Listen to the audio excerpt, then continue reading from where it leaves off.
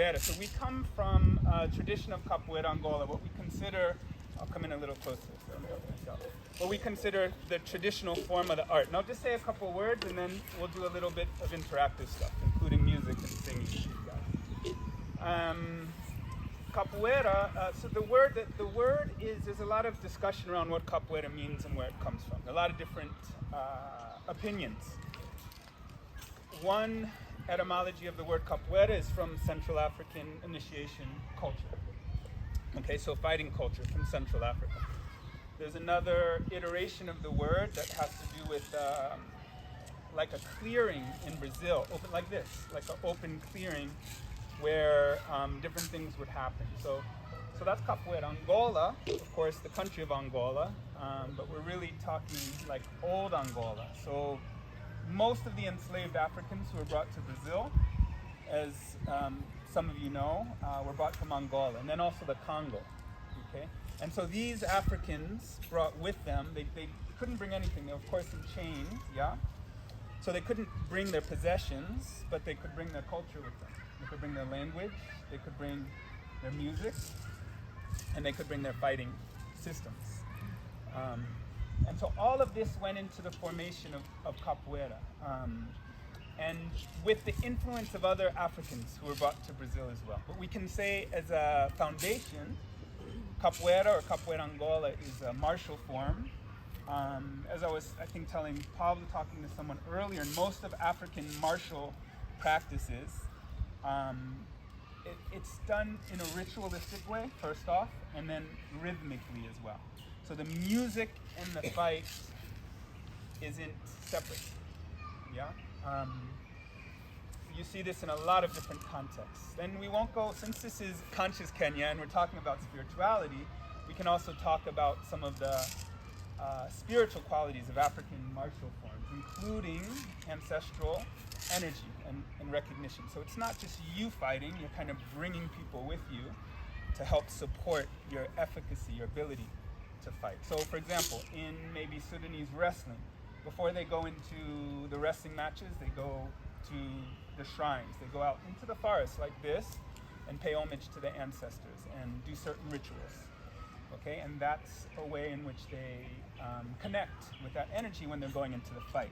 So it's not, the idea is it's not, I'm just not stepping in alone. And so similar with capoeira, it has this tradition to the point where this instrument, which we have in Kenya, we have a lot of different variations of, in capoeira context, we call this a berimbau, but it has many names. And in Angola, the most common link is ungu.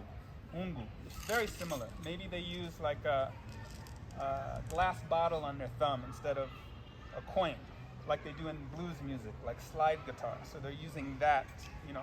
In South Africa, you'll see they have these instruments. You'll see women doing it. So the mouth becomes a resonator instead of the gourd. So they have some of variations of this instrument where you're using it in the mouth, and they kind of pick it, and the mouth becomes a resonator. Yeah, and so in Brazil, it kind of, again, through the transatlantic slave trade, we went through different iterations, and it kind of emerged as we have it here. They used to use like this coin, I think it was a 50 real coin in Brazil. They used to use coins. That's why they still call this moeda, which means coin, or dobrão. Some people use rocks. Yeah, kashishi, yeah? This one is Nitwa? Huh? Baqueta, huh? This one is? Cabasa. This one is? Vega, okay? So they know. We make the cabasas in our class in Kibera. Kashishis we haven't started making yet. We're working on refining our berimbas, but we craft the instruments as well.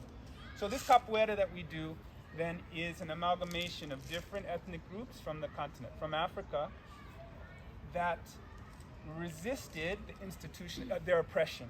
They resisted their oppression. Of course, no one is comfortable in oppression. Okay, and the tools they had were their culture, right? So their martial practices. But beyond the martial in capoeira, it's not, the fight isn't straightforward, okay? The mental game is often more important. So what we call in capoeira manjinga, okay? So this is sort of your cunning, your ability to deceive, which was an important skill if you're trying to fight against an oppressor, yeah?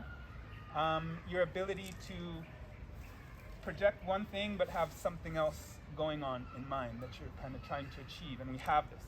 Now we call the jogo de capoeira, which means the game. So we don't say the fight. So in the midst of all of this, the necessity to fight is the necessity to play. There's a softness to it. Okay, we're not fighting straight on. There's a game. Yeah, and the game is measured in part by how the aesthetic beauty of the game. So this expression that they adopted in football, they say the beautiful game. Yeah, you guys have heard this? It's from Capoeira.